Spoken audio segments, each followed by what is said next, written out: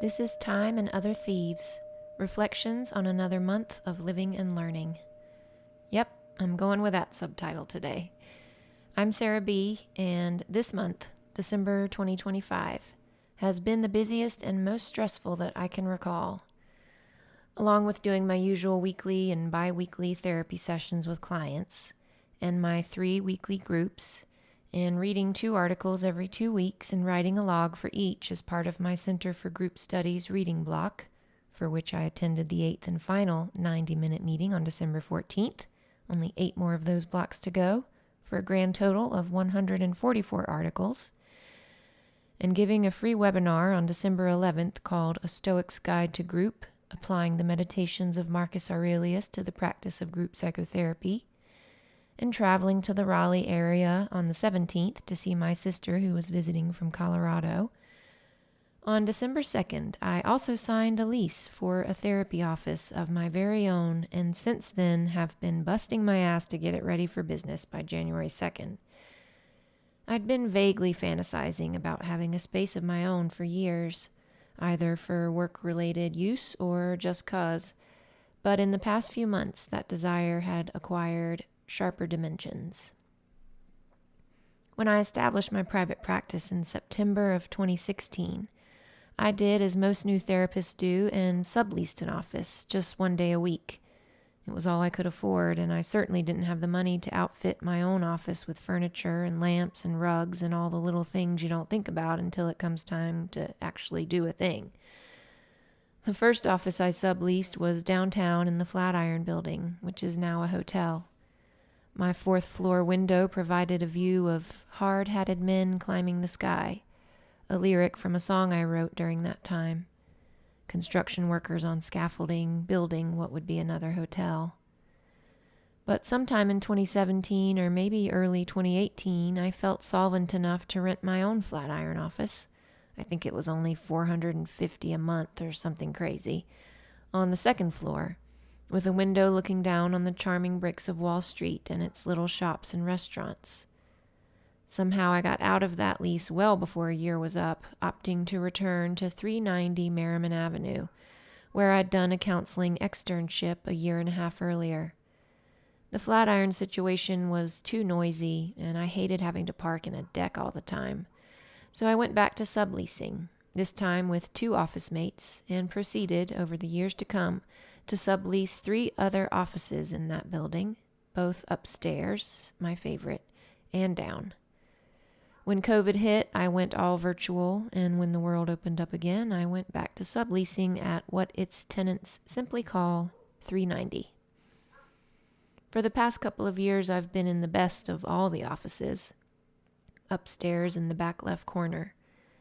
Pre-pandemic, it had been my supervisor's office, where I'd spent many hours, 50 minutes at a time, discussing therapy cases, feeling vulnerable and incompetent.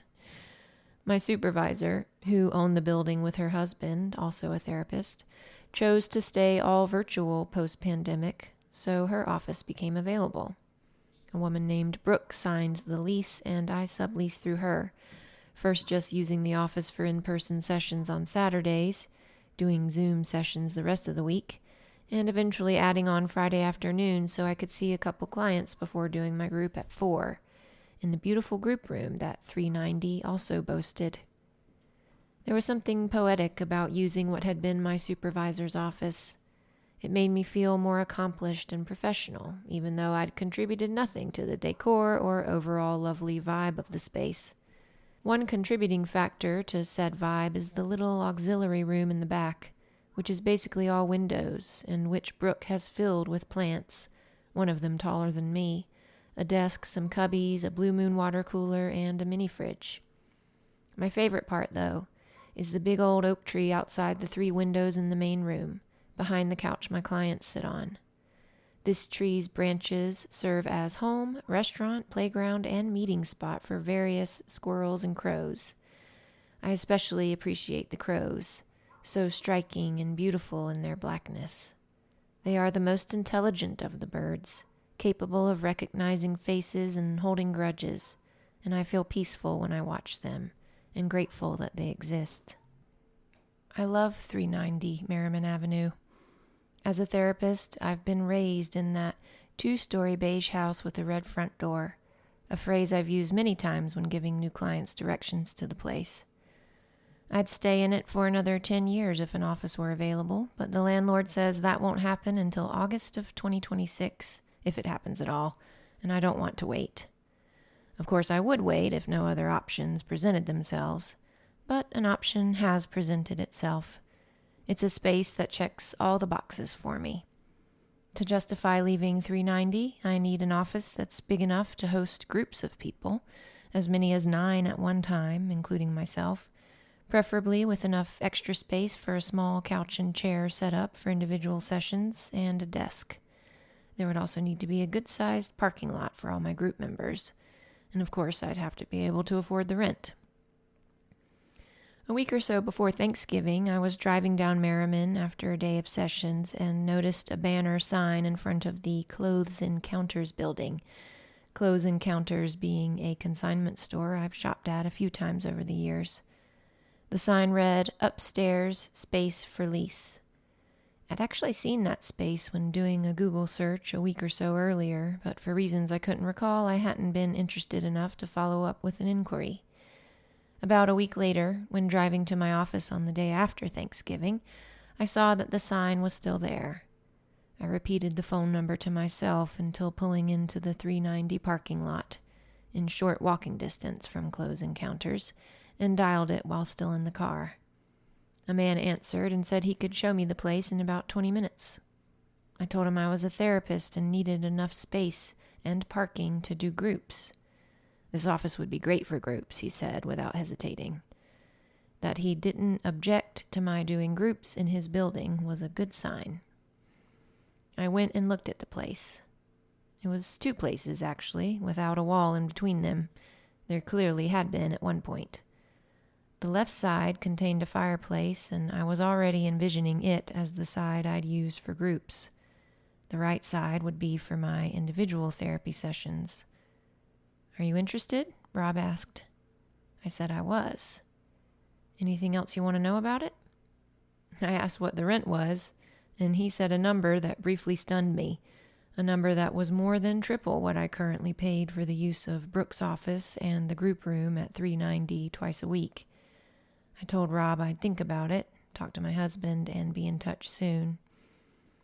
Back at Brooke's office, where I didn't have sessions because of the holiday but wanted to use the space to get some writing done, I was paying for it after all, I struggled to concentrate on the page. I just kept thinking about that office. Driving home a couple hours later, I turned right onto Spears Avenue to take the back way, which meant I passed just below the windows of the office that could be all mine. I squealed with excitement. At home, I told Whitman about it, and he was instantly encouraging. It felt like a crazy move financially, and lately it seemed that I never stopped spending more money. The majority of this money was in service of my professional and spiritual growth, but still, I craved a chance to catch my financial breath. I also craved, however, a room of my own and more freedom in my schedule. With my own office, I could run groups whenever I wanted, without worry of others already using the space and without getting approval from the landlord or having to pay another $100 a month. Not to mention that packing all of my in-person sessions into Friday afternoons and Saturdays was no longer working for me, and when it came time to start a new group and find openings for all those intake sessions, I'd be hating life. Plus, it just felt so fun, the idea of decorating a big space like that. I could do whatever I wanted with it. I hardly slept that night, thinking about it. The next day was a Saturday, which meant 5 in-person sessions starting at 9 o'clock. I was still feeling excited about the potential office lease when sitting down for my 11 o'clock appointment with a member of my Friday group. Much to my surprise and disappointment, this person informed me that they were thinking of leaving said group, and a big reason was money. Because the cost of health insurance was going to increase so much in the new year, group felt like an extravagance they couldn't afford. Now my sadness about losing this group member was mixed with fear, which was itself mixed with a different sadness that all solidified into something like dread. This was not a good time to be tripling my office rent. What if all of my group members decided they couldn't afford group? What if I made no money in 2026? What if any number of awful things happened because of who's running the country right now? I'd have to be a fool to take such a financial risk. I felt deeply sad the rest of the day. Depressed, actually. A dream deferred. So painful. When I went to look at the office again on my way home a couple hours later, Rob had kept it unlocked. I didn't like it nearly as much.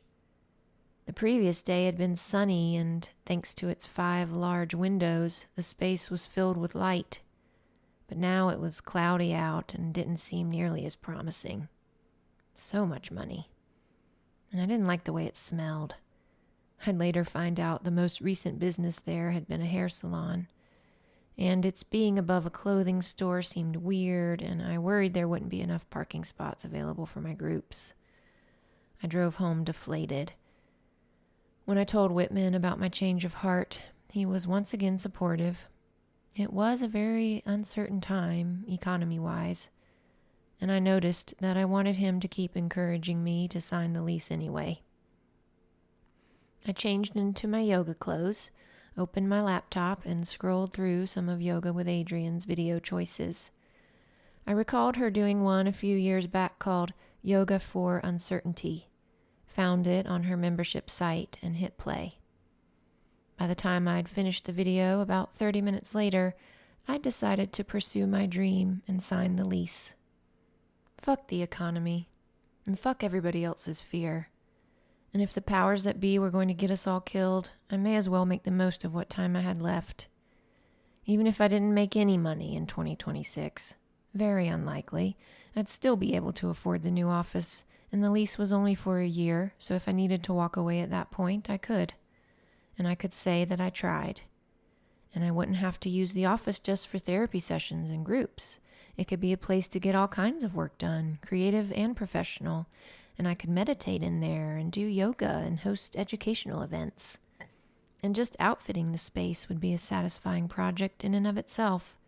A great opportunity to put all my feng shui knowledge to use. I could infuse the space with my energy, fill it with objects that I'd picked out, put my name on the door. And it would be good for my marriage, too. Whitman and I were spending a little too much time together lately. Might be nice to miss each other a bit more.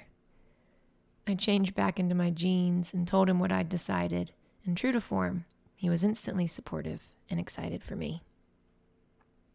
I signed the lease on December 2nd.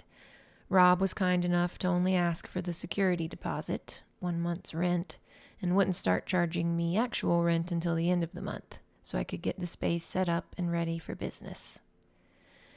Various fiascos ensued.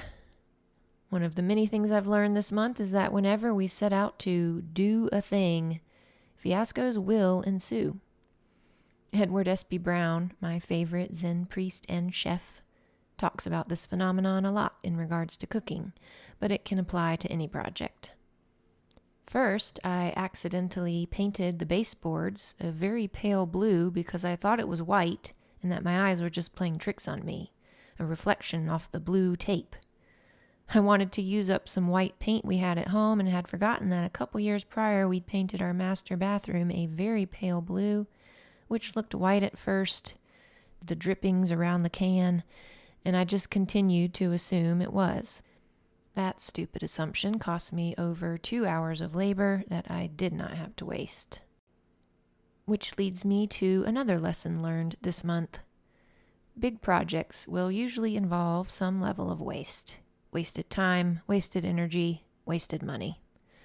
I bought some chairs for the group room, priced for $100 on Facebook Marketplace. That looked much cheaper, plastic, than they'd appeared in the photo and were probably worth about $10 each. I also dropped $95 on a velvet accent chair, Marketplace again. That's so lightweight you could lift it with a finger, and it's not at all comfortable. I bought some decorative glass film for my doors for privacy. It makes everything blurry, and wound up only using 2/3 of it, if that, because of too few width options. I bought 2 lamps on Facebook Marketplace that wound up being twice as tall and wide as I'd assumed they were from the photo.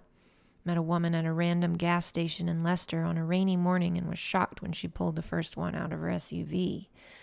"Oh, they're big," I said. And at that point, it seemed too late in the game to say, "Never mind." And they didn't come with any shades, and I still haven't found any that look right. Luckily, they were only $50 for the pair, so if I end up taking them to Goodwill, it won't be that big a deal. But it's the principle, you know? I was using Facebook Marketplace in order to save money, and that definitely hasn't been the case with every purchase. Plus, you have to meet people in weird places and set up times, and sometimes send your husband because his car is bigger. What a pain. Definitely easier to just buy things at stores, and perhaps worth the extra cost for the convenience and for actually being able to see the thing in real life before you buy it. Over the course of this month, I have alternated from feeling disgusted by my material consumption to taking great pleasure in it. One day I had both a rug and a Zabuton Zafu set delivered to my house, and I felt like a kid on Christmas morning. Objects are powerful. Their newness, their beauty, the promises they contain for some better version of life. I don't consider myself a materialistic person, but I see the value in a certain kind of materialism, in tending to a space and bringing out the best in it, the best reflection of oneself. I want people to feel good when they walk into my office, or at least to be set at ease. In painting it and doing everything else to make it ready, I've tried not to cuss too much or otherwise get angry or aggressive. I've tried to be mindful, patient, and lighthearted about the various fiascos. As a result, I have felt proud of myself and more confident in my decision to take this leap. Maintaining a good attitude has been a way of honoring that decision. I'm writing this part of the episode on Christmas Day, and as of now, the group room part of the office is basically done, with a rug and 8 chairs in a circle, little antique tables in each far corner, each with matching blue and white lamps, purchased for a song at Restore, a few potted plants, and my new black meditation cushions below the closest window on the right. A shoji-style room divider separates that part of the space from where I'll do individual sessions. And that part is nearly complete. I just need to acquire a couple of end tables, maybe a floor lamp, and some throw pillows and blankets. I plan to use the office for sessions and a group for the first time on January 2nd, exactly 1 month after signing the lease. And after that, I will slowly fill in the various gaps as they present themselves, imbuing the space with more and more of myself as needs and wants arise. For this is how we make a space our own. We make it work for us. I'll keep you posted on how it goes for Sarah Simpson Counseling in 2026. I think it's auspicious that January will be my 10th anniversary of practicing psychotherapy. Seems like a good time to take my business to the next level. My prayer for the new office is that it will be a space for people to become more of themselves in, and to connect with others as they're doing the same. May its walls bear witness to divine creativity, epiphany, and immediacy. May plants and people alike, myself included, grow strong and healthy in this space. Amen, and Happy New Year.